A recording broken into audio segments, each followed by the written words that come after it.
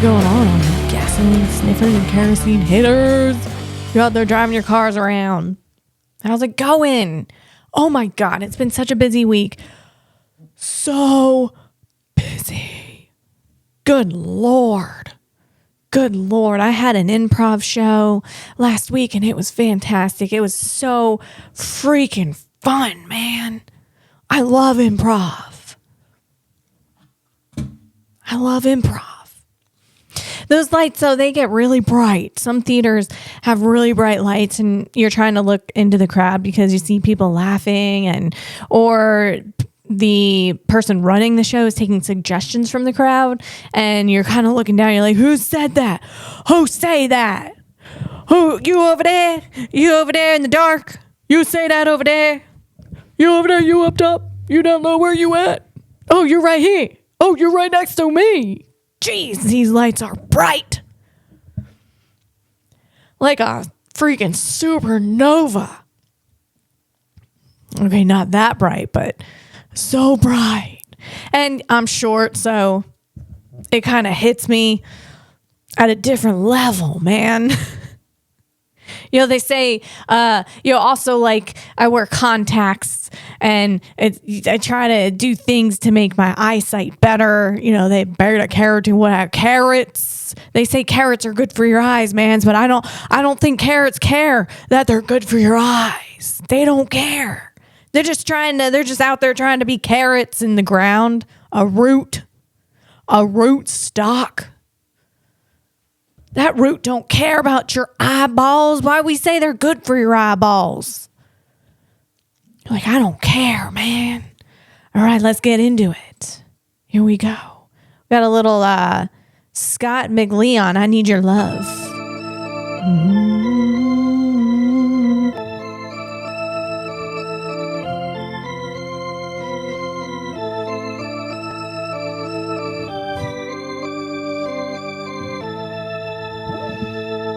One, two, three, four.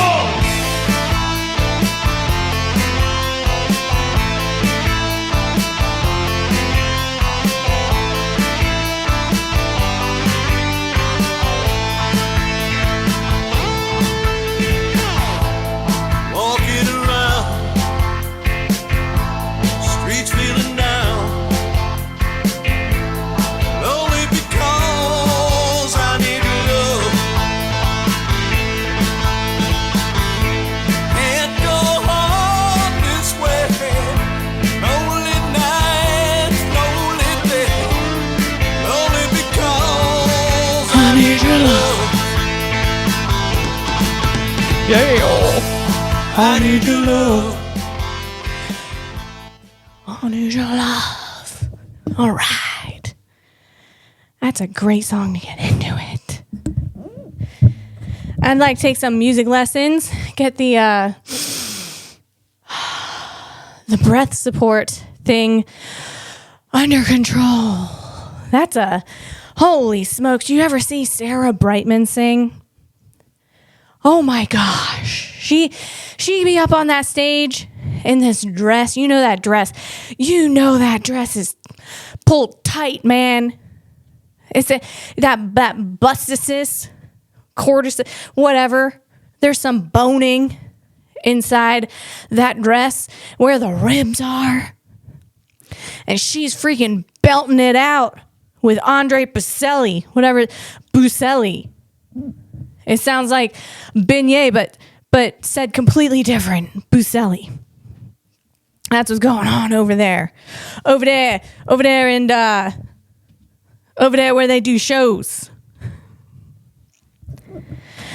We have so much going on in the news last week. Oh my gosh, in tech news. It's amazing. But first I want to say my husband and I, we watched. Sometimes we don't really get into shows, so we'll just watch a bunch of YouTube things, shows like streaming shows. We found a new one. I think it's called Black Rabbit. I think with Jason Bateman, and we're gonna try that one, but we haven't gotten into it yet. And I hope it's not nightmare fuel because I can't have that. I can't be having that at night. I already got those nightmares. I don't need any fuel for the freaking machine, man. You know what I'm saying? So I hope that show's good. But we've been watching some YouTube and a lot about the Porsche Porsche. Excuse me. It's Porsche. It's Porsche. Oh, I'm sorry. Is that Patrick over there? Patrick who? Well, he used to be an actor, and now he rides the Porsches. Oh, yes. And he said it's Porsche. Oh, it's Porsche. So, what, and everyone's like, oh, Patrick. It's, I can name some movies he was in. Hang on.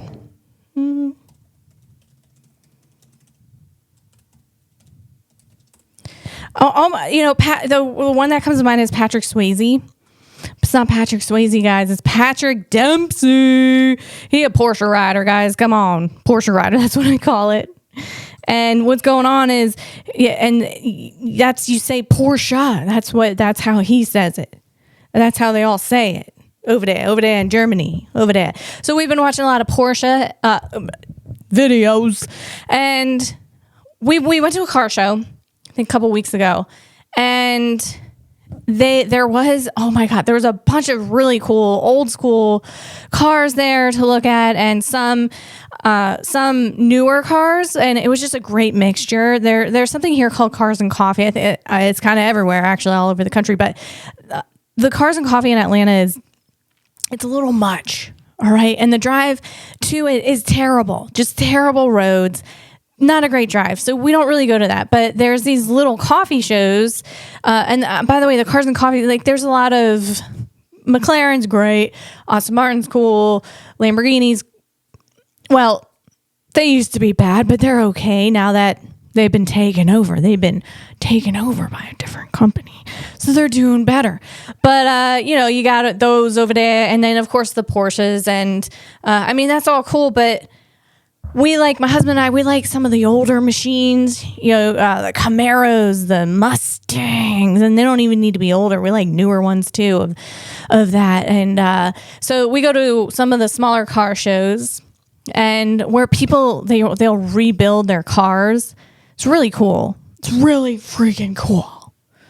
And amongst all of the cars, bam, boom, my husband, he goes, you know what that is? You know what that is. I look over, it's a Porsche. Sorry, Patrick Dempsey. Porsche.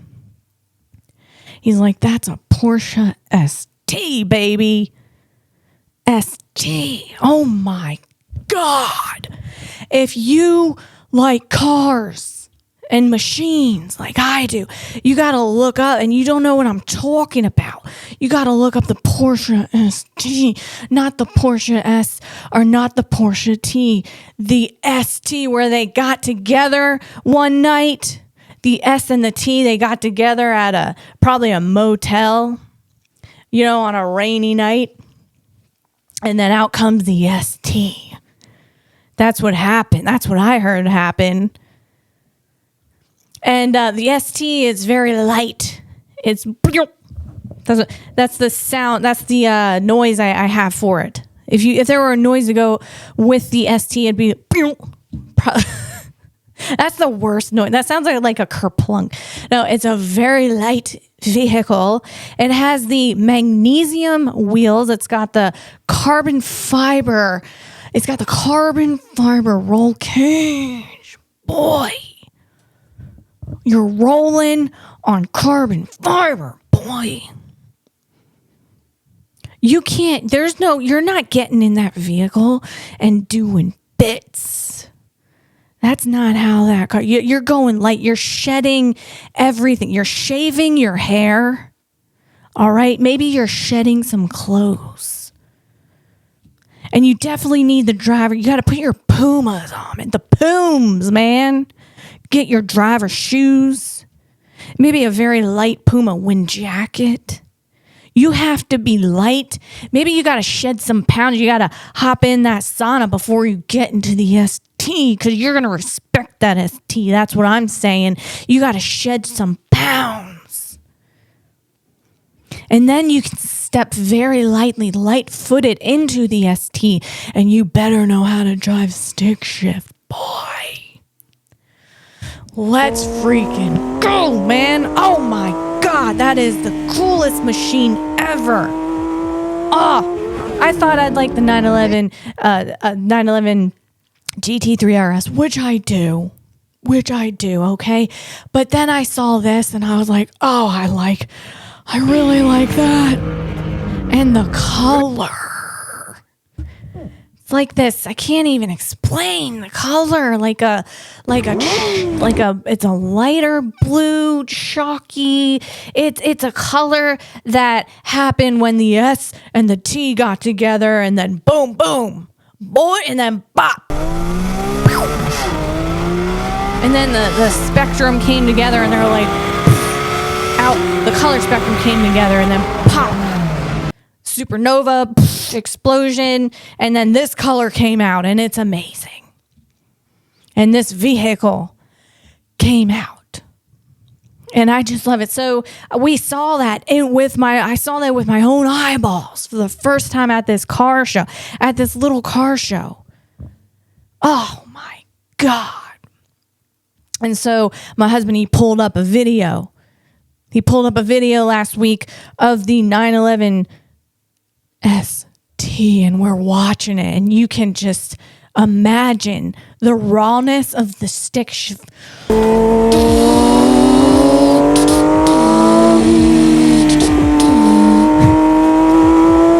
hope no one's, if you're just listening to the audio to this, sorry. Sorry, actually on both counts, audio and visual. Anyway, God, that is my favorite. That's gotta be my favorite. That's gotta be my favorite car. That's gotta be the one. That's the one. That is it. I got my eyes on that thing. My eyes is on the beast. That's a freaking beast, man. That was really fun to watch it. It was great. I was just thinking, so there's a lot of circles in Georgia. Cirques, man. It's like the freaking state of cirques. Circle here. Then you go a mile. Then you have another circle. Then you go up the road. They're doing construction on a 4-way to make it a circle. They're digging all the ditches. They're doing all the things for the runoff to put a circle in. It's wild. A lot of cirques going on over here. There's a cirque by the gas station right up the road. And so I had to hit that gas station up. And on my way to the improv show. And the gas station, it doesn't take touchless pay. Come on, man. You gotta update. You have to update the touchless pay. I don't even know the feeling of my credit card anymore, really. That square plastic thing, it's on my phone. I do that Apple Pay everywhere I go. Or like if I have to do the card, what's this swiping motion? What is, you got to retrain a swipe because it's all the beep, the chip, you bop it, bop the credit card, bop the Apple Pay. And this gas station, you had to bring back your muscle memory of the swipe of the credit card. When a gas station, when you're you're in a hurry, okay, and your gas station doesn't have touchless pay, and now I'm annoyed because I gotta touch the freaking buttons. I gotta touch things, extra things. You gotta touch the handle on the pump, of course, but then you gotta touch the screen, and you gotta touch the thing. And now I'm like, the germaphobe in me. I'm like, no. So then that irks me. And then I gotta do you put the credit card and put your zip code in. Come on. Oh, that irks me so much. I just want to go out and kick a traffic cone, man. Just kick those traffic cones. Both. God. Oh, God. Okay. A little twerked out right now. Hang on. Let me get more coffee. Take this time to get some more coffee, folks. Okay. I didn't want to swallow on the mic because that irks me too. Okay. Bear with me. My okay. My hair is getting all stuck in the headphones, and that's okay. I'm just getting situated, some might say. All right, so let's dive right into it because we have a lot of news to cover, and it's really exciting. I'm talking tech news now. This Monday, the 22nd, this Monday of this week that we are in right now. Today is Thursday, and I'm talking Monday the 22nd. We got breaking news it was announced that NVIDIA invested $100 billion in OpenAI, and I'm talking OpenAI. That would be Sam Altman is the CEO of OpenAI. And holy smokes, folks, this is huge. This is a big deal. I'm going to play this video. I think it's a little long. Let me see. And in this video, let's see what's going on. Bear with me.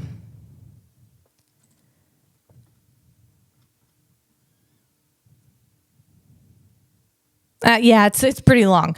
6 minutes and 23 seconds. So in this video, this is CNBC, and there we got Jensen Huang, which is the CEO of NVIDIA. Then we have Greg Brockman, the president of OpenAI, and Sam Altman. They're all standing together on one side, and they're being interviewed by CNN host John Fort, or CNN interviewee John Fort, where they unveiled the partnership. Now, again, this happened on Monday, September 22nd. NVIDIA announced a massive strategic partnership with OpenAI, committing up to $100 billion, guys. Billion with a B, all right? Billion, to build out AI data centers powered by NVIDIA's chips. This monumental deal, as NVIDIA CEO Jensen Huang described it, it is pretty monumental, guys. He's been wheeling and dealing, guys. It involves deploying 10 gigawatts of NVIDIA AI systems, equivalent to about 5 million GPUs, starting with the first gigawatt in 2026. The collaboration positions NVIDIA as OpenAI's preferred strategic compute and networking partner for its AI factory expansion, addressing the growing compute demands of models like ChatGPT. It's now at 700 million weekly active users. You know you use it out there. You know.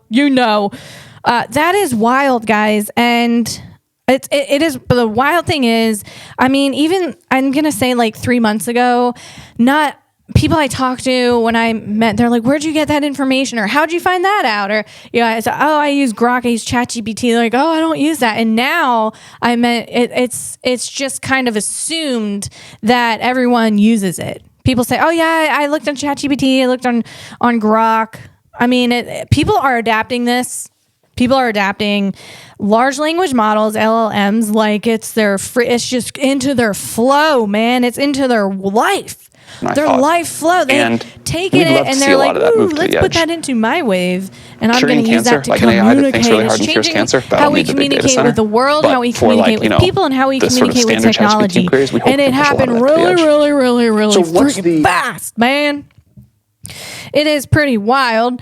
And right here, the collaboration positions NVIDIA as OpenAI's preferred strategic compute and networking partner for its AI factory expansion. Now, Jensen Huang used the word AI factories when he's talking about data centers. He said we're going to need, he's talking about instead of a data center or cloud, he's talking about an AI factory that makes tokens. And That's a pretty wild thing. Like when a robot thinks and using a NVIDIA chip, it has to create tokens, which means, say, you're giving it instructions to go vacuum the floor. It breaks that sentence down and also the visuals of it into bits and pieces, and then that's tokenizing, and then it has to go out to its vectors. And I've explained all this before, and I'm sorry if this is the first time you're hearing it, you're like, what are you talking about? Basically what I'm saying is tokens and vectors. This is how robots and large language models, and I'm talking ChatGPT, Grok, we're talking Tesla's Optimus, Boston Dynamics Atlas, and Figure. Their AI models, they have to tokenize things. So there's a lot of tokens that are happening in order for a system to quote unquote think and do.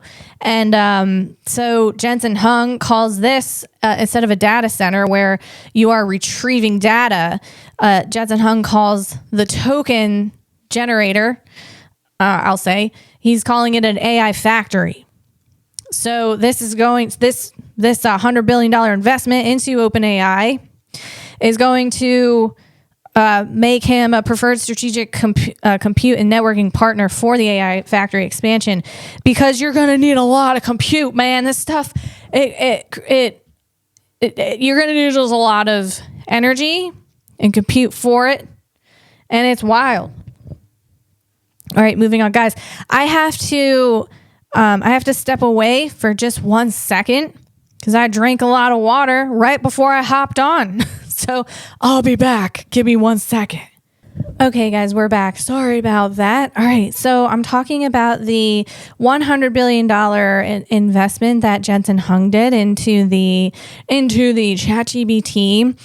It's not ChatGPT, but Sam Altman's OpenAI.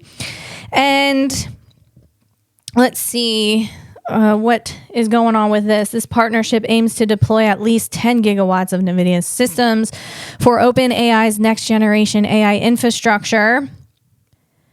And I went to this post. Let's see.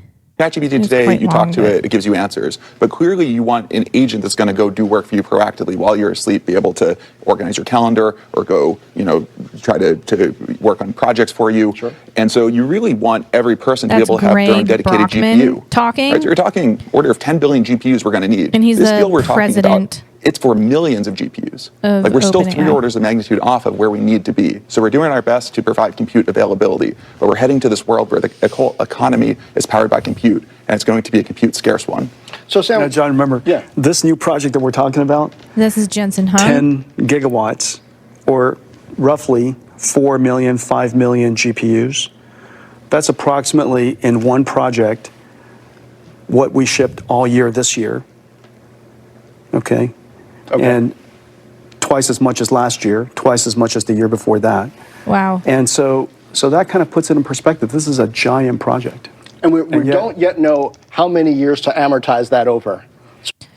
Amortize means to gradually pay off a debt or cost over time through regular payments, or to spread the cost of an asset over its useful life. It's commonly used in finance.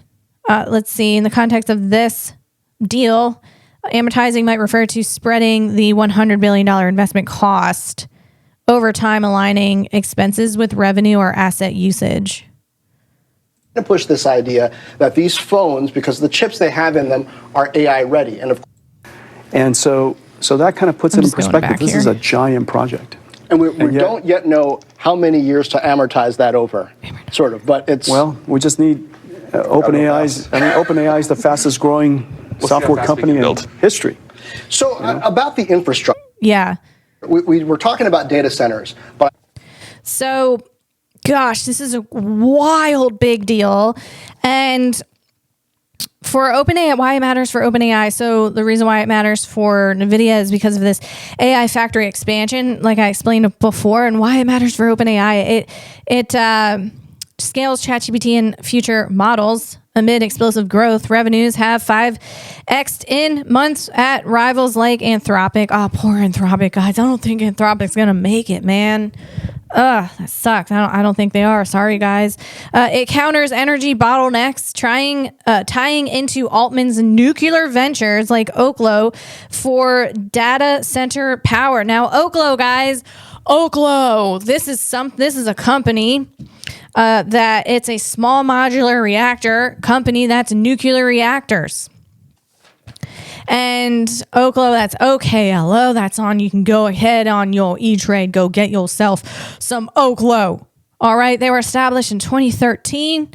Altman has been funding them since 2015 in a seed round. He took them he took them public in 2024 via his Altman C fund, and he owns roughly 6% of the company.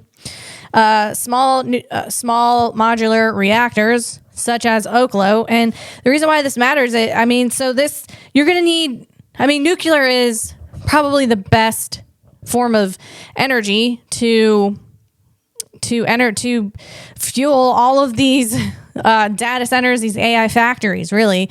And these small modular reactors are the next gen of nuclear.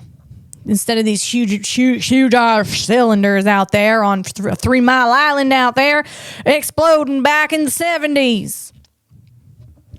All right. Or you got that Chernobyl of the elephant foot over there with all that elephant foot stuff, elephant foot junk, your uranium, all those things. Plutonium 230, not was it plutonium 239? Yeah, that's right. I said that right. All right, so small nuclear reactors are the next gen. That's the wave of the future, and Oklo is doing it. And guys, I'm just going to be open with you because I study so much and I research so much, and I see where the venture capitalists are putting all their money. And basically, it's into the AI ecosystem. And never in history have we ever seen this before, ever, where all of the VCs and everyone is dumping all of their money into one basket, basically, because this one basket is the AI ecosystem. And I'm talking anything, healthcare.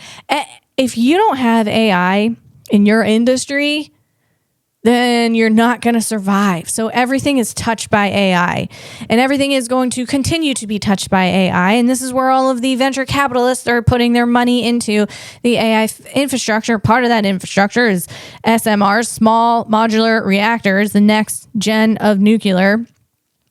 And so if you're looking, you got a little bit of cash, a little bit of cheddar, you're like, where do I spend that? What do I do? What should I put it on? Then you go and research and see what's going on out there. See what you can get on E-Trade. So that's what I did. I got Oklo early, man. And now it freaking shot up. So also quantum computing. I got 2 quantum computing stocks. Those are shooting up, man. So just see what's going on. I'm not going to name those stocks. I'm not a financial advisor. Don't listen to me. Oklo can freaking crash tomorrow. Sam Altman don't care. He's freaking rich. He don't care. He's not going to lose. He's not going to care about it. It's nothing. It's chump change, pocket change to him. So, but all I'm saying is that's where you need to look. Tech, agriculture, ag tech. All of just any industry you can think of. Look at the technology that is changing the landscape of it. And 3D printed housing. What's up, Icon? Now, Icon is not public yet, but I am waiting on that day because I'm looking on my E-Trade, my little measly E-Trade. So I'm talking about Oklo over here. And Oklo small modular reactors, they do fast fission, it's called. Now, fast fission, Oklo does fast fission. They don't use moderators. I'm sorry, SMR is small modular reactor, and it does fast fission, and they do not use moderators. And that can be confusing because the word modular and moderator is not the same thing. All right, but I get it, guys. I get it. You're like, what? And a moderator, that's like water. So we're talking OG, all right? 3 Mile Island, okay? Over there and out in Pennsylvania over there.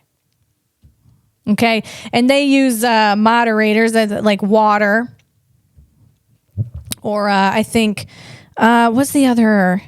Graphite. Graphite's another moderator that the OG nuclear power plants use, and they use that to slow down the neutrons for U-235 splitting. That's a traditional one. Thermal is simple and uses cheaper fuel, but creates a lot more waste, and that's the old school. That's the old school. So Oklo's reactors use fast fission, small modular reactors to keep neutrons at high speeds for splitting U-238 and recycling waste. So that's gonna, in fast fission, the neutrons remain at high speeds, just like I said, no moderator like water to slow them down. So this lets them split tougher atoms like U-238, turning it into Pu-239, plutonium-239, breeding more fuel and burning up nuclear waste. Efficient, but it needs richer fuel and cooling like liquid sodium. So it's more efficient, but maybe a little more expensive to run. But so that's what I'm right now. So that's Oklo for you. All right, that's just top level right there, top lev. And this deal is pretty wild. This is wild, freaking wild deal. So that's deal number 1 that happened this week. NVIDIA's $100 billion investment in OpenAI. Now. Sam Altman, he does mention in this deal, he mentions GPT OSS, the open source model on Hugging Face. And I talked about that open source model. Let me see if I can find where he talked about that. Gathered with you there, John Ford at NVIDIA head. And I think we're heading towards a platform shift that's going to be much more significant than anything in history. This is a long clip. Another potential either roadblock or opportunity is talent, right? You got to have the right people to build this stuff, to design this stuff, et cetera. Immigration is a part of that. Jensen, there have been some moves, some announcements over the past few days about that. How does that position the U.S., maybe the H-1B? Politics. What are your thoughts on where we need to go? Okay. I think immigration is really From yet another big announcement, right, about the capital needs and how you hope to fulfill those. You should expect a lot from us in the coming months. We are really... Sammy! There are 3 things that OpenAI has to do well. We've got to do great AI research. We have to build these products that people really want to use. And we have to figure out how to do this unprecedented infrastructure challenge and build out, which there's chips, there's power, there's buildings, there's a lot of pieces that go into that. And that latter category is going to be my big focus in the coming month. And we have very ambitious goals, so we'll have a lot to say. Jensen, the next big catalyst that you see on the horizon? I mean, AI is what's driving so much of the market and the imagination right now of economies across the world. Look, we saw in the last 5-10 years, AI move from generative to reasoning to now thinking models. Went from text to multimodal.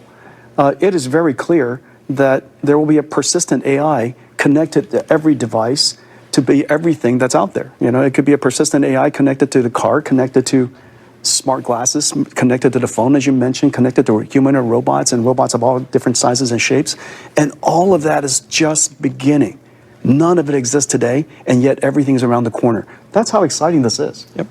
It is exciting. I'm with Jensen. That's super exciting.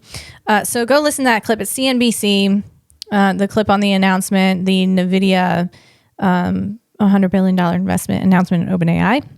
But I was trying to find the part where Sam Altman was talking about the GPT-OSS, which I talked about a few podcasts ago. And that is the open source software for AI and robotics. And that's on Hugging Face.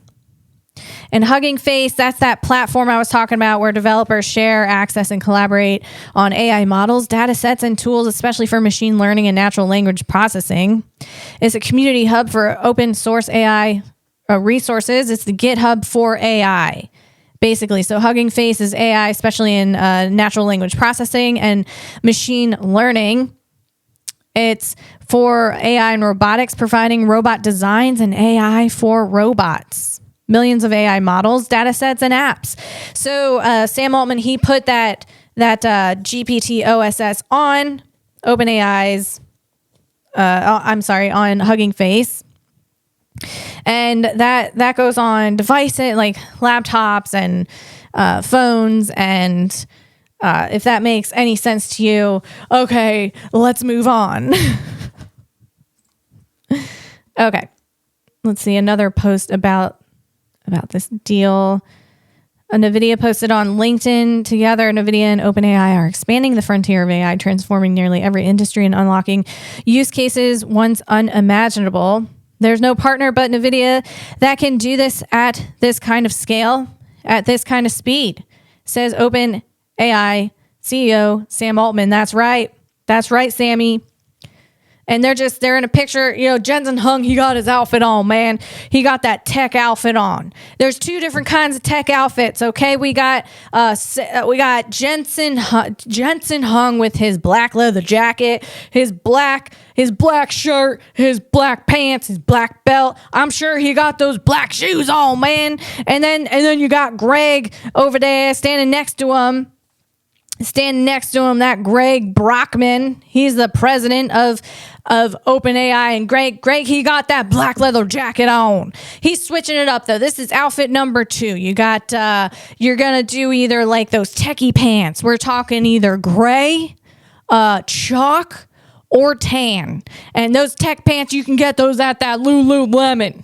The Lululemon, they use that petroleum in their pants. So don't be going, don't be free bowling it in those pants. You got to wear those cotton underwear in those pants in case you sweat. You don't want that petroleum. But anyway, I don't know what they're doing, but this looks like these pants is that way. That's all I'm saying. So you got the 2 type of tech outfit. You got all black. All right, with the black leather jacket. You got the Jensen Huang outfit. Black shirt, black pants, black belt. And then you got Greg Brockman. He's mixing it up, okay? Because Greg Brockman, he does have the black leather jacket. He don't got a black shirt on. He's doing the navy. And he's doing the tech pants. They're like a tan tech pant. And then you got Sammy Altman over there. And Sam, he wears those sweaters. And we're talking like the Mr. Rogers sweaters. And I love Mr. Rogers. And I love his sweaters. And he kind of does. But it's like a black sweater and those tech pants. And that's the two different type of tech outfit. The black outfit or the tech pant outfit. You can do a mix-up, a little hybrid that's going on there. Greg is a hybrid. Jensen's tech outfit number 1. And Sam Altman is tech outfit number 2. And that's what's happening. That's what's going on. Let's see. We got Sam Altman talking about AI on this video. Web search, or it helps me, with some small tasks here and there.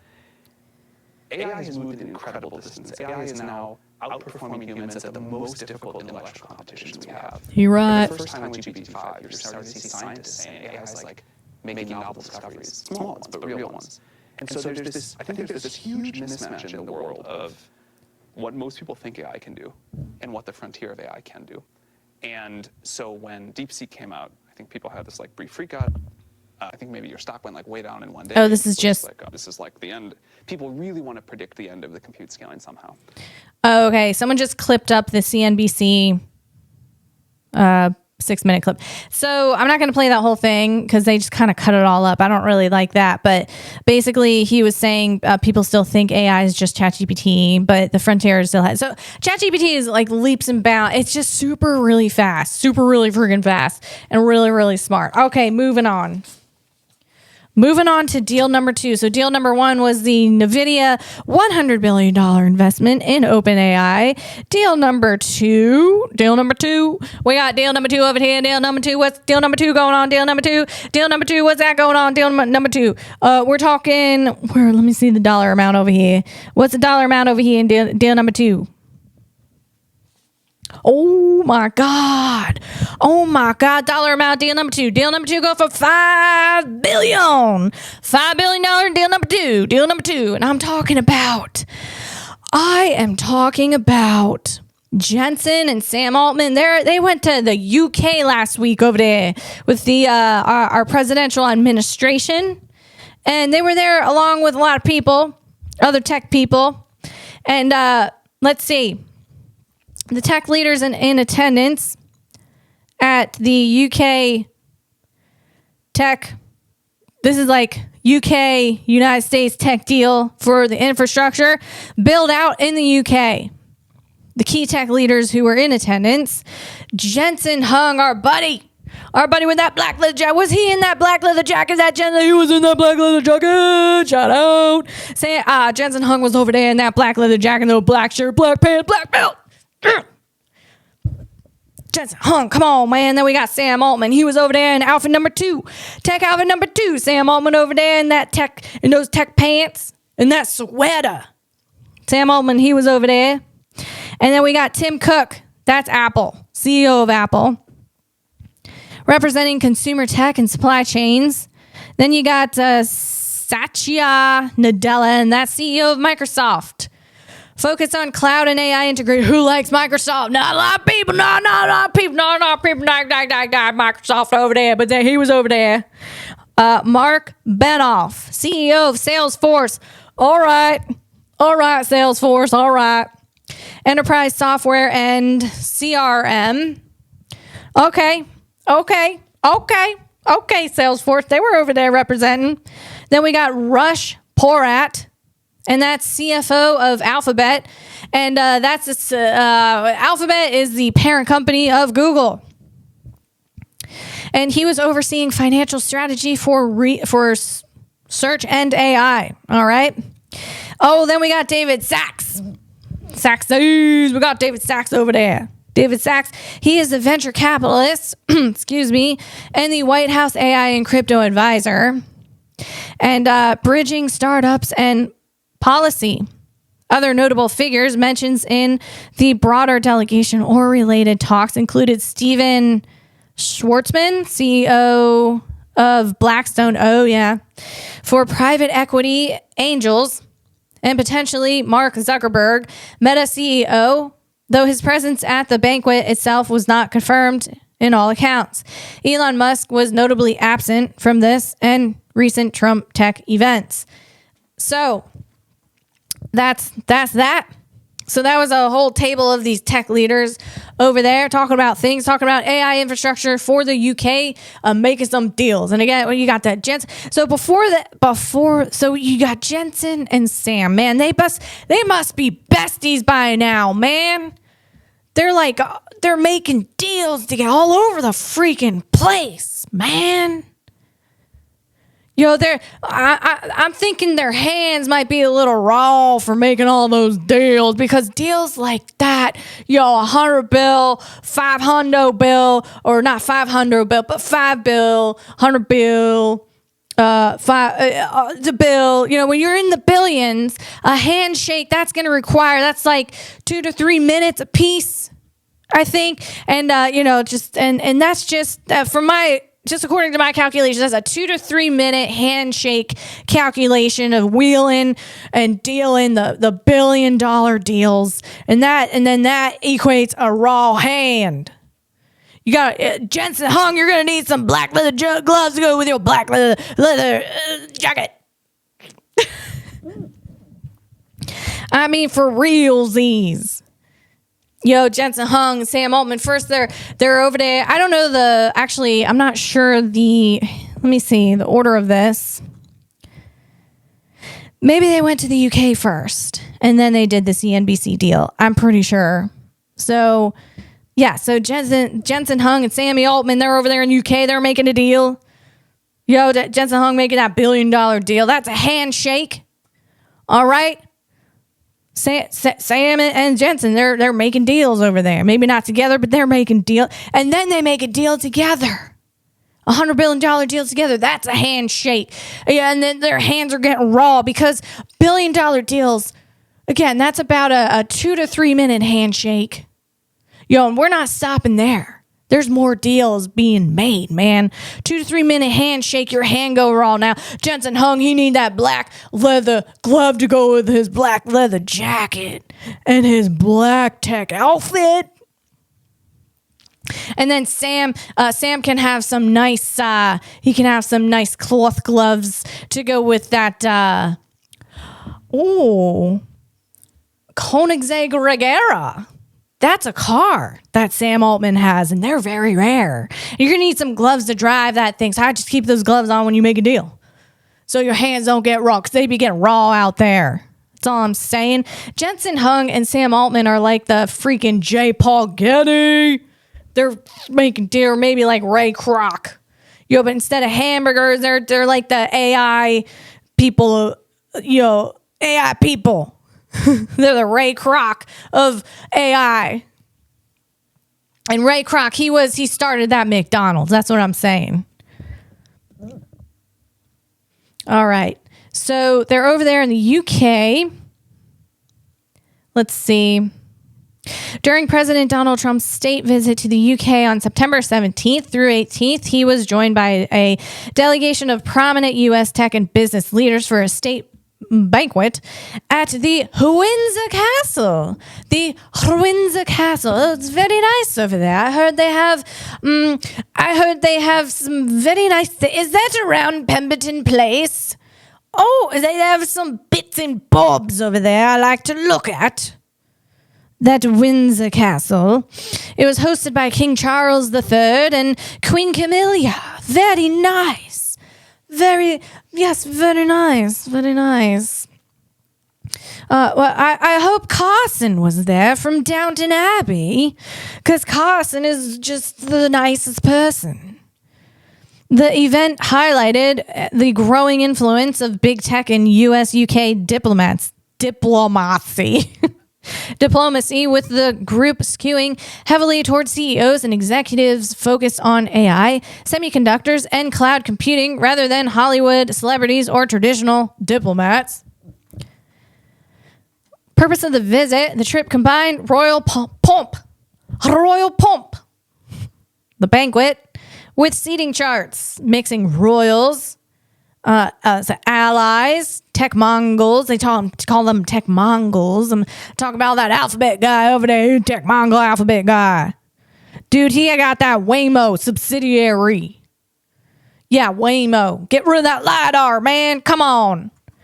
That's what I'm saying. Ruth Porat, get rid of that LiDAR and that Waymo. Anyway, so let's see. What are the deals, man? What are the deals? The trip combined with substantive trade and tech negotiations. The centerpiece was, let's see, it was for the U.S.-UK tech prosperity deal, aimed at boosting collaboration on AI, quantum computing, nuclear energy, and semiconductors to counter China and drive economic growth. Tech leaders like Jensen Hung, Altman, and Nadella were there to pledge investments totaling over $1 billion in UK AI infrastructure, and that's euros. And I'm going to need to do like a conversion on that. Bear with me. No, I don't know the conversion. All right. I've never been there. And I just didn't learn it in school. Homeschool. Let me see.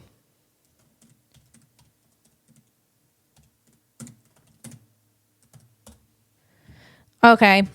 USD. Oh my God.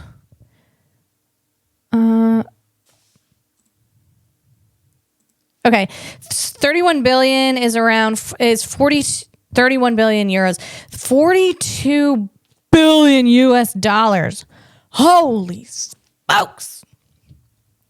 Holy smokes. So we got, wow, we're doing tech news number 1 is Jensen, NVIDIA, investing 100 bill in OpenAI. Then we got tech deal number 2 of the week, and that would be U.S. totaling this the U.S. UK tech prosperity deal. Total pledged investments totaling over $42 billion. Whoa. That's a lot of cheddar, man. That's a lot of cheddar. Okay, let's see. Moving on. I think we're gonna move on from that. Okay. Let me see. Excuse me.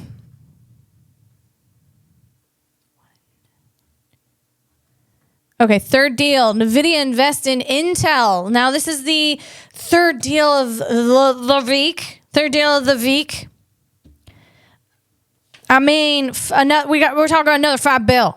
So Jensen, he got that raw hand by now. He got that raw hand from shaking hands for the $1 billion deals, because that's another 3-minute handshake, I'm going to say. So Jensen hung, go get that black leather glove to match with your black leather jacket to make your deals, because you'll be getting some raw hands out there making all these deals, man. Holy smokes.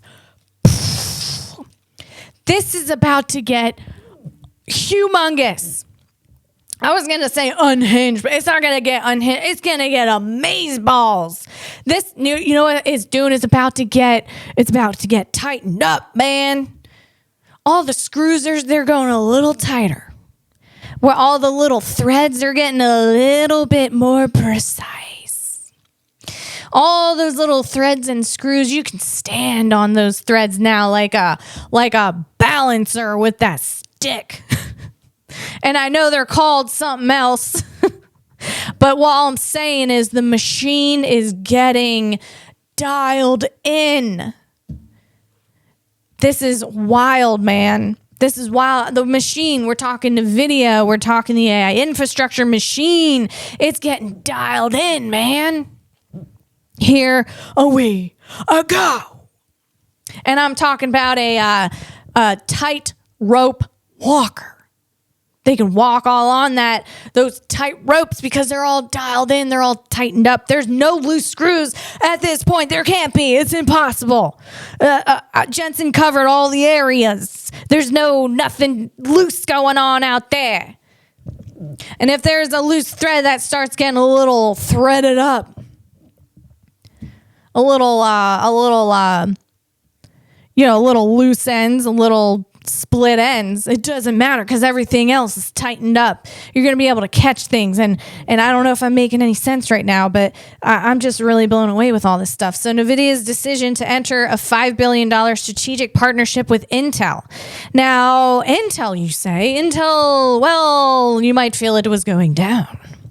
But remember, Intel has that x86 architecture, man. You can't put that down. You cannot just put that to the side. That architecture is a monster, man. It's a monster. Intel's architecture, x86, is a family of instruction set architectures, that's ISAs, that defines how a processor, a CPU, interprets and executes instructions from software. Think of it as the rule book. Intel's CPUs used to talk to programs, whether it's your laptop running Minecraft or a data center crunching AI models. It was born in 1978 with Intel's 8086 chip. x86 has been the backbone of computing for decades, powering everything from PCs to servers. It's like it's reliable. It is old, but it's reliable, and it's super solid. And there is Yeah, there is definitely a competitor called ARM, and it's not American. ARM is a British company, and ARM Advanced RSC machine. It's a family of instruction set architectures, just like the x86. ISA is based on reduced instruction set computer principles designed for efficiency and low power consumption. Unlike Intel's x86, which uses complex instructions, ARM's simpler fixed length instructions make it ideal for energy efficient devices like smartphones, tablets, embedded systems, and increasingly laptops and servers. ARM processors are licensed as IP designs, not physical chips, by ARM Holdings, allowing companies like Apple, Qualcomm, and NVIDIA to customize and manufacture their own chips. It's the catch, though, is x86, which is Intel's ISA, is a gas guzzler compared to ARM's fuel-efficient machine. It's more power. Fuel. So it's more power hungry, trickier to design for, and pricier to manufacture. But it is the king of compatibility. All right, x86 is the king of compatibility. So every major OS, we're talking Windows and Linux, and app it uses it basically. You want a good app, you want to run on that x86. Intel's been, it's basically it's still going, still really good and efficient. And now that NVIDIA has teamed up with it, it's going to be really, really good. So let's see.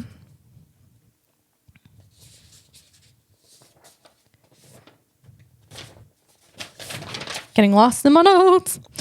NVIDIA's decision to enter a $5 billion strategic partnership with Intel, announced on September 18th, despite Intel's precarious financial position, can be attributed to a combination of strategic, economic, and geopolitical factors. While Intel was indeed struggling, facing its lowest stock prices in over a decade, and a potential going concern, like it's going down, man. Warning before recent investments from SoftBank and the U.S. government. So basically, though, NVIDIA, Jensen's like, yo, I can get this stock at this low price. I get in on this low price, man. You know, he swooped in at the low Intel price that it was at. And now he has access to Intel's infrastructure. That's at x86. NVIDIA gains access to Intel's x86 ecosystem and foundry capabilities, potentially leveraging Intel's advanced NOTs. Foundry, like making chips.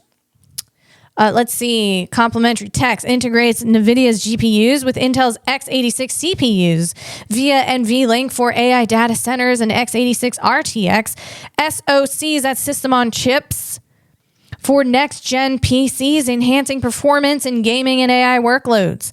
It counters rivals, strengthens U.S. chip making against China, and that's HUAWEI, and competitors like AMD and ARM securing NVIDIA's AI and GPU market dominance. I just talked about ARM. I'll talk about this China chip in a minute, because that's the fourth tech news.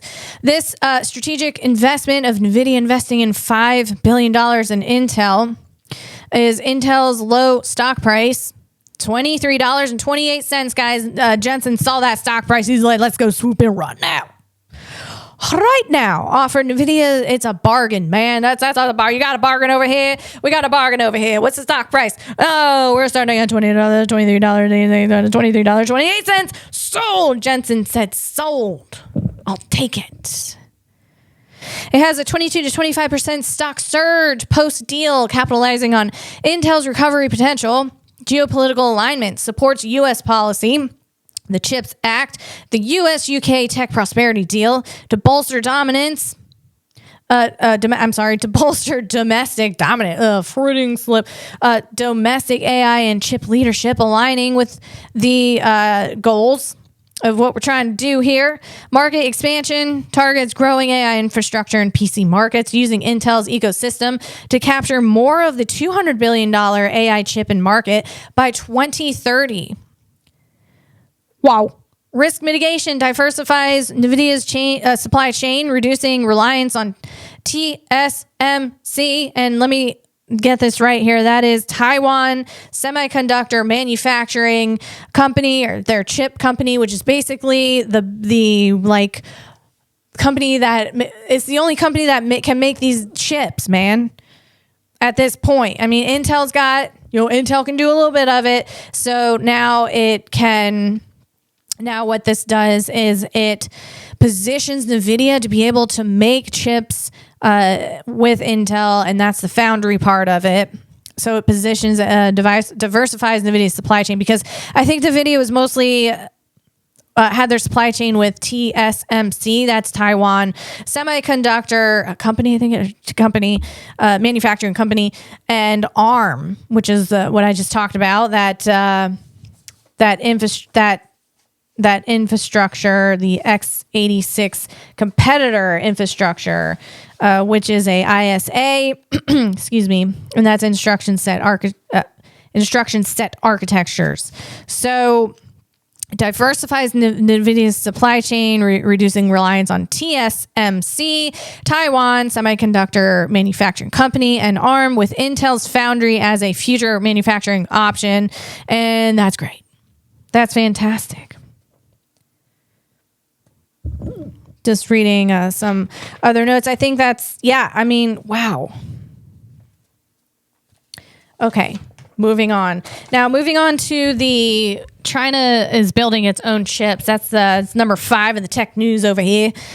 So we got a post here by David Sachs, and I mentioned him. He was in UK doing that US UK tech deal. And David Sachs, I first learned of David Sachs. He's currently in the administration as the AI and crypto czar,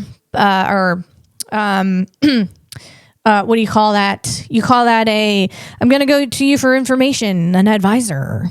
So that's David Sachs. How you guys might know him, but I know him from a podcast called the All In Podcast. And I started listening to this podcast about 3-4 years ago.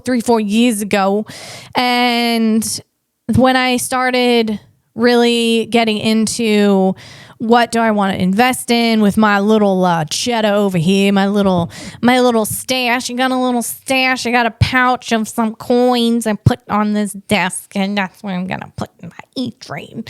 So, so I started listening to them because there's a lot of VCs. I know Jason, J Cal, he's the host of it. And he seems like a really, really nice guy. But all of these guys are super smart. When I say nice, I don't mean not smart. Okay, guys? Like really nice. And they know what the frick they're doing. All right? They got investments. They're investing. They're angel investors. They got VCs, funds. They're really super freaking smart people, man. They got somewhere in life, and I want to hear what they say about everything in the world. All right, you got your Moth Palpatine, you got David Friedberg over there doing the science corner and talking about those Yamanaka factors. I'd like to make a song about that. So Yamanaka. It sounds like something fun to say. Like if you're walking by someone on the street and they're like, "Hello," and they're like, "Yamanaka." Anyway, so I learned David Sachs from this All In podcast, and I actually made a little sketch when I first started doing comedy. That's what kind of got me into it. I started writing sketches and kind of doing them, and I did a little sketch of each of their personalities. And J Cal, he gave me a compliment that took me through probably about 3 seasons. I mean, someone give me a really nice compliment. Someone like J Cal give me a nice compliment. That will get me through 3 seasons. I mean, usually a nice compliment from someone that will get me about, maybe 2 months. But that compliment got me through and kept me going. And that was nice. And so David Sachs, he posted this. He's on, follow him on X. And his background, he is an African American, emigrated from Africa when he was a child. Sachs was part of what's known as the PayPal Mafia, and that was the OGs of the PayPal, the original group of early employees and founders of PayPal that went on to launch successful tech ventures. Let's see. In 2017, Sachs co-founded Craft Ventures, an early-stage venture capital fund where he serves as general partner. His angel investments include high-profile companies like Facebook, Uber, SpaceX, Palantir Technologies, and Airbnb, showcasing his keen eye for transformative tech. And I hope this is right, David Sachs. I got this from Grok. All right. Sachs got into the entertainment, producing, and financing. There's a movie called Thank You for Not Smoking. And that's pretty cool. And I think he produced and financed a documentary of Salvador Dali. Yo, Dali, with that lobster phone.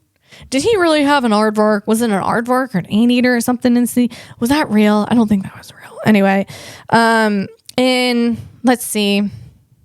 Yeah, and now he's appointed to the White House for crypto and AI advisor. So here, this is a post from David Sachs about China. There was major news from China in the AI race this week. Huawei, Huawei, introduced a new AI chip to compete with NVIDIA. The Chinese government instructed Chinese companies to stop buying certain NVIDIA AI chips. Taken together, the message is clear. China is not desperate for our chips. It is producing its own and intends to compete globally in the semiconductor market. NVIDIA still has a substantial lead according to most analysis, but Huawei is using its networking what's that word? Prowess to remain competitive. In particular, Huawei compensates for weaker individual chips by clustering more chips together. It's time for Washington to update its assumptions with regard to export controls. I would agree with that. American chip companies must be allowed to sell the American technology stack abroad, albeit with security requirements.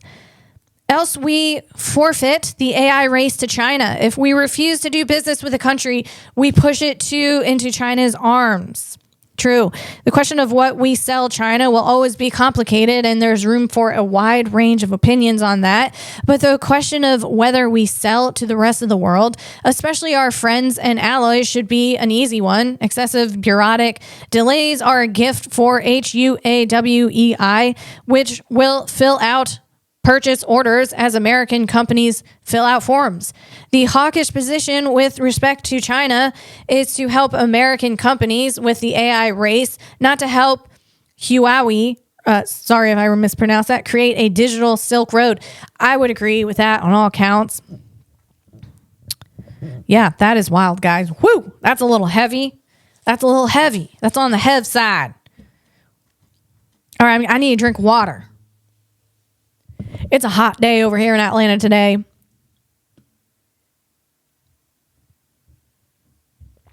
I didn't put the air conditioner on.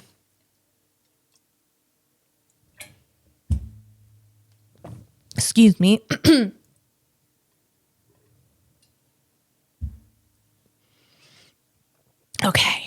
Okay.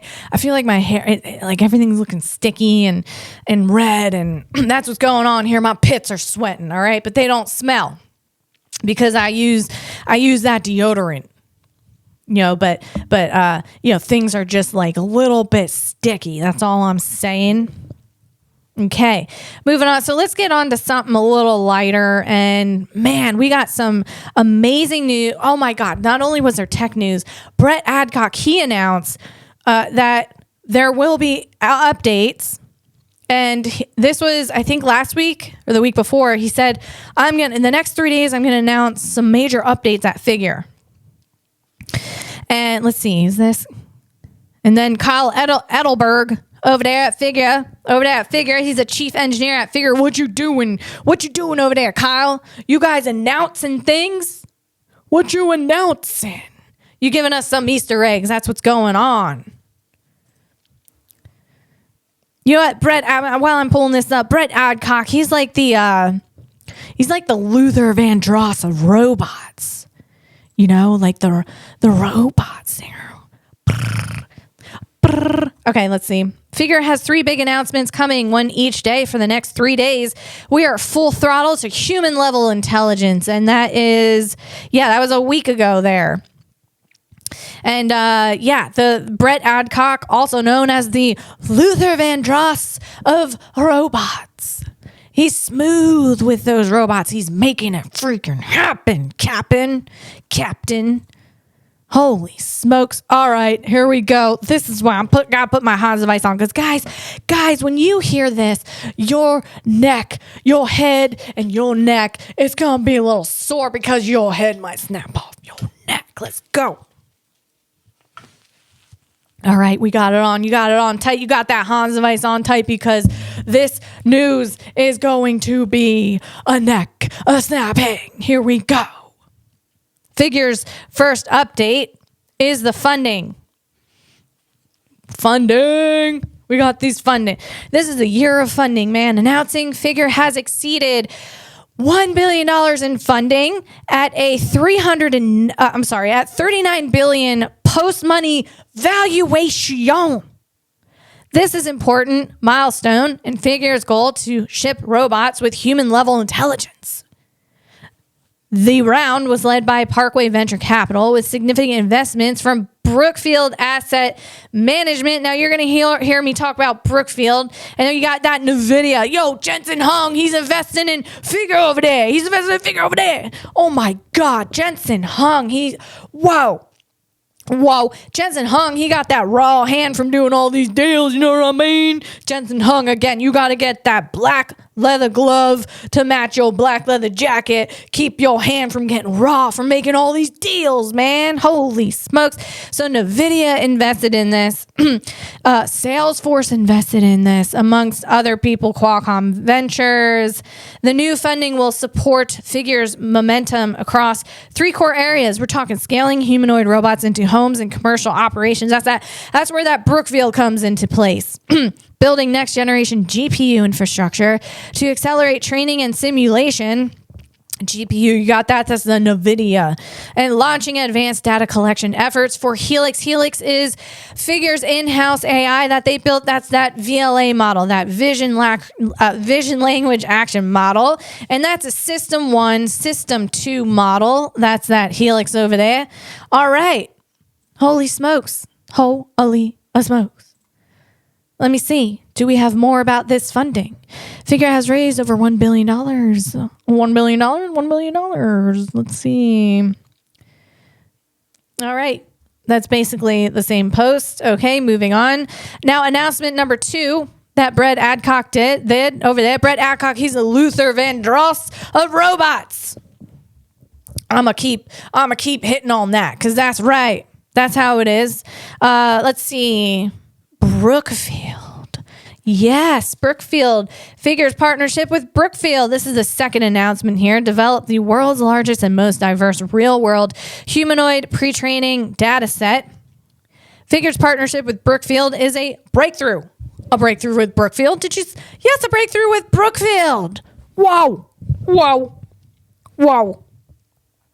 It provides access to real-world environments and computational resources essential for scaling Helix. Helix, the Figure's in-house AI vision language action model, system 1, system 2. Figure's, it is critical for training humanoid robots in diverse human-centric settings. VLA models integrate visual data, the natural language commands, and physical actions to enable robots to perform tasks autonomously, similar to how humans learn by observing and interacting.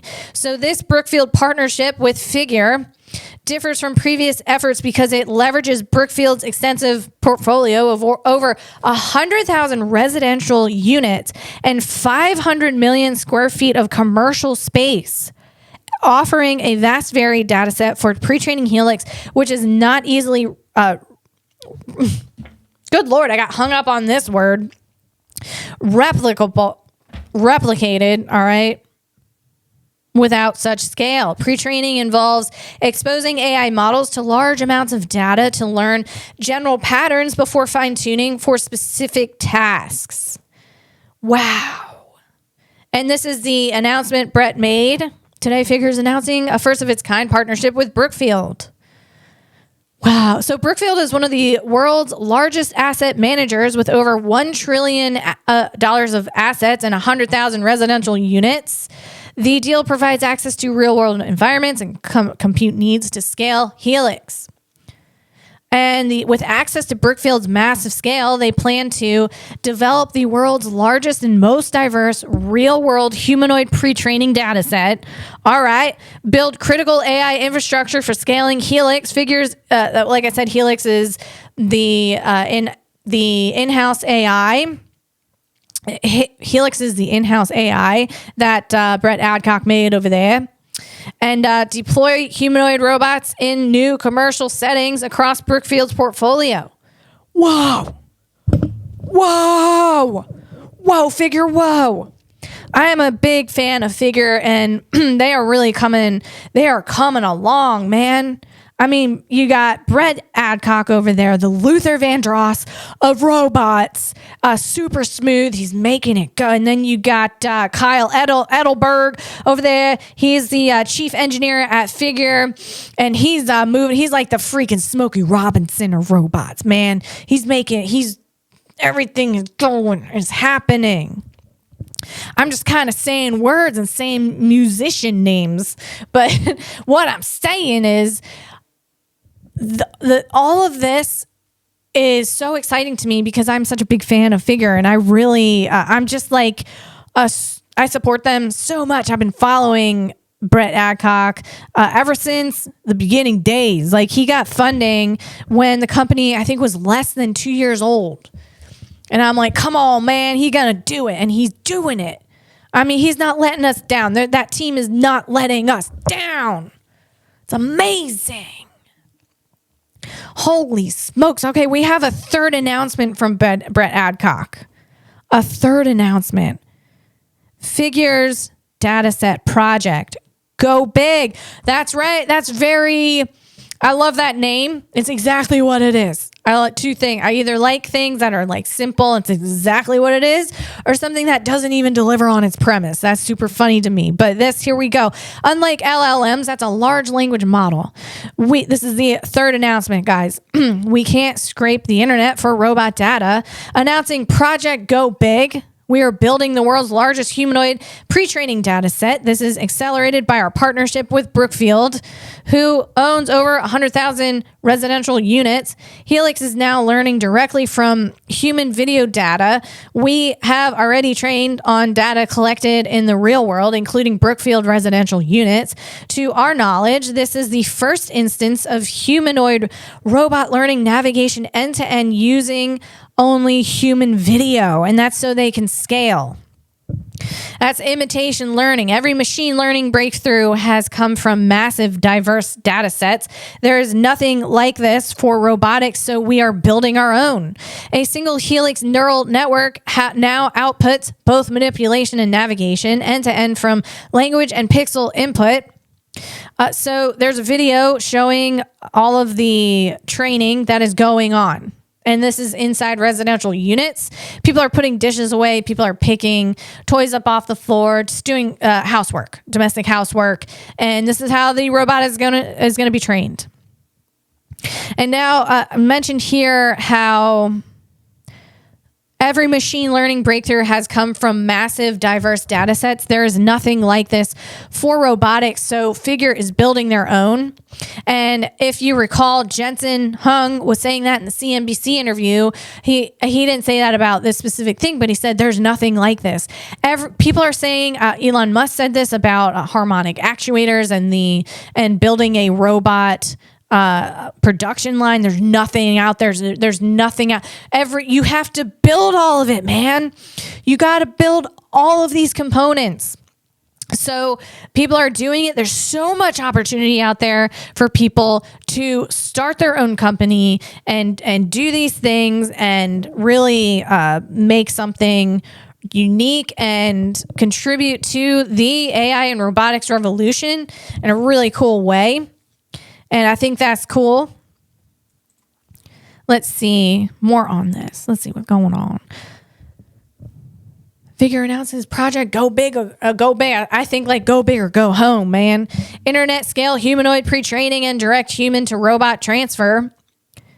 That's amazing. The company has achieved a new milestone for Helix AI model after training exclusively on egocentric human data. Figure robots can now navigate real-world spaces from natural language commands such as go water the plants. Holy smoke. So you just say go water the plants and go water the plants. Holy friggin'. That's insane, man. This also enabled a unified Helix model that can output both manipulation and navigation commands to the continuous control system. Wow. Using human video capture in a variety of Brookfield environments, Figure will amass critical pre-training data at scale, allowing them to explore the full potential of internet-scale embodied data sets for locomotion and manipulation. Holy smokes, man. This is just blowing my mind right now. So let's see.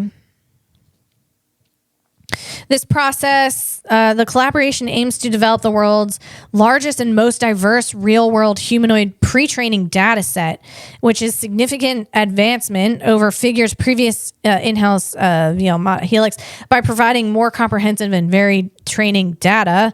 Diverse data sets improve the model's ability to generalize across different environments and tasks, reducing the need for task-specific retraining. Okay, does that make sense?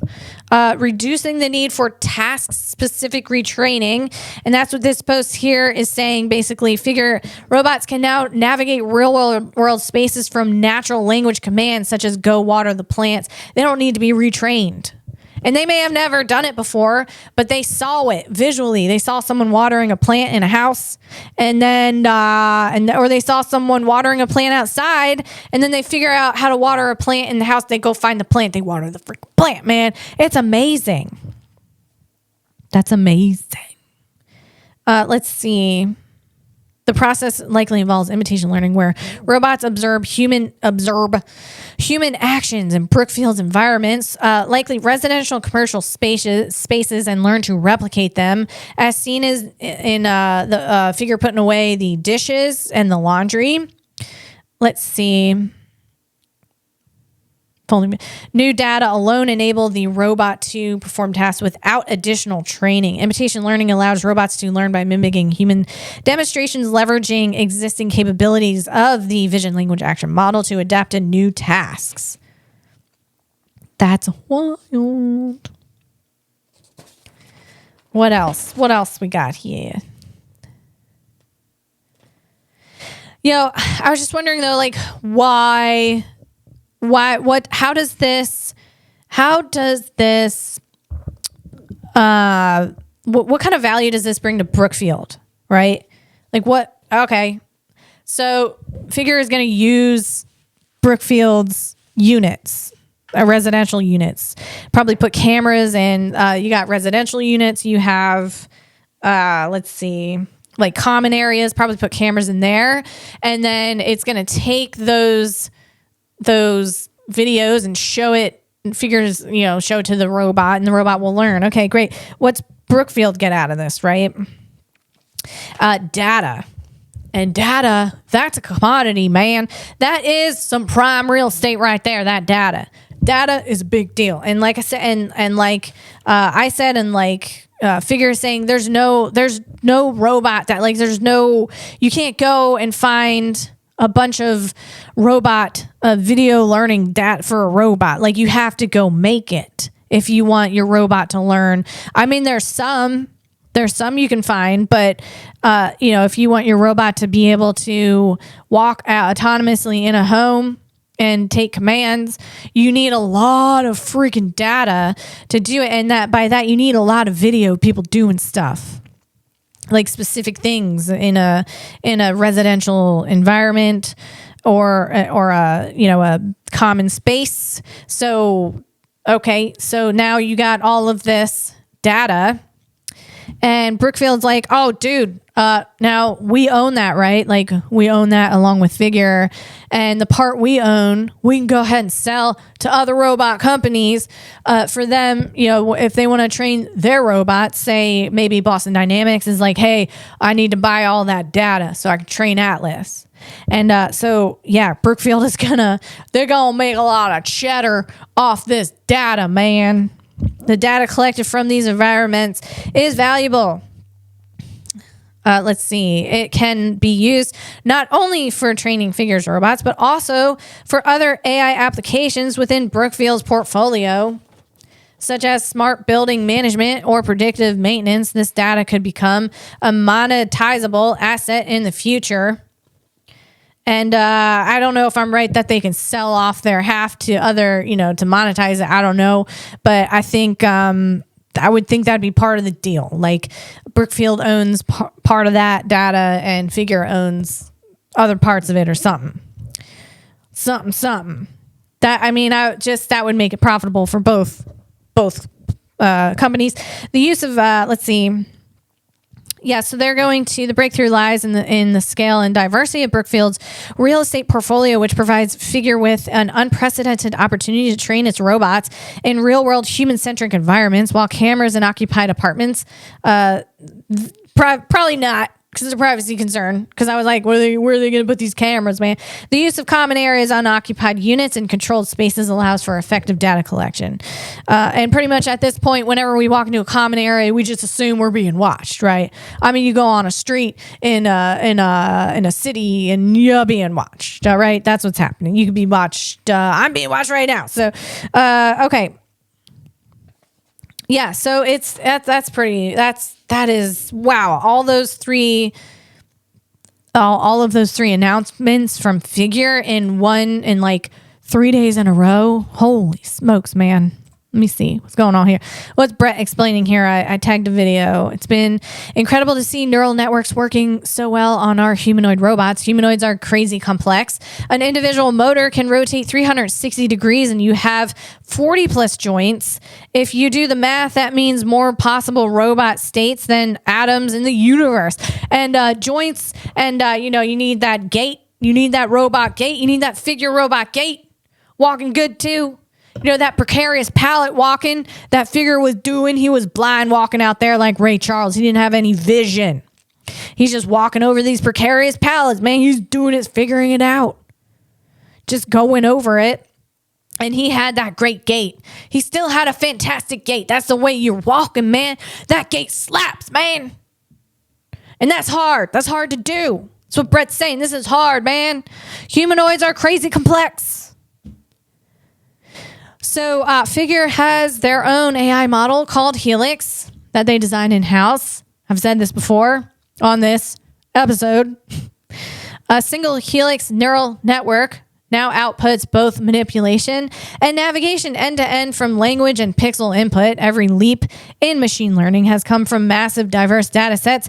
At Figure, we are currently building the largest pre-training data set for humanoids in history. Excited to see what this unlocks. We're calling that Project Go Freaking Big. And I put the word freaking in there. It's called Project Go Big. Go big. And they're going big. Godspeed, Brett Adcock. Godspeed on your developments, Brett Adcock and Kyle Edelberg over there. He's the chief engineer at Figure. Godspeed on your progress and success.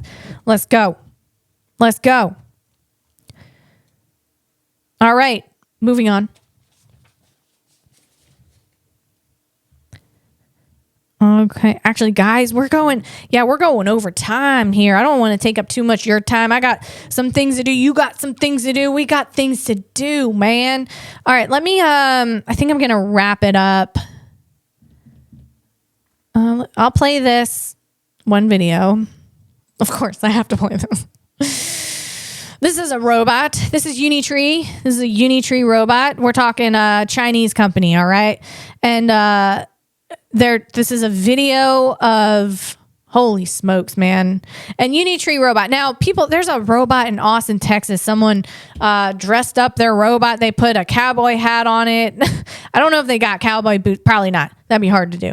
But definitely a cowboy hat. I think it dresses it up in like one of those shredded like cowboy or the tasseled cowboy jacket, leather jackets. But that is a Unitree.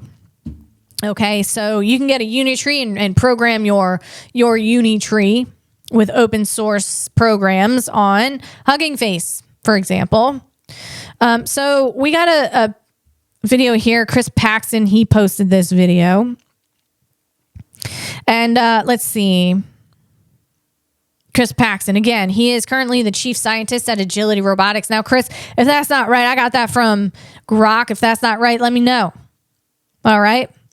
Before that, he worked at, he was the director of embodied AI at Hello Robot. Whoa. And Facebook AI, NVIDIA research. Whoa. Senior research scientist.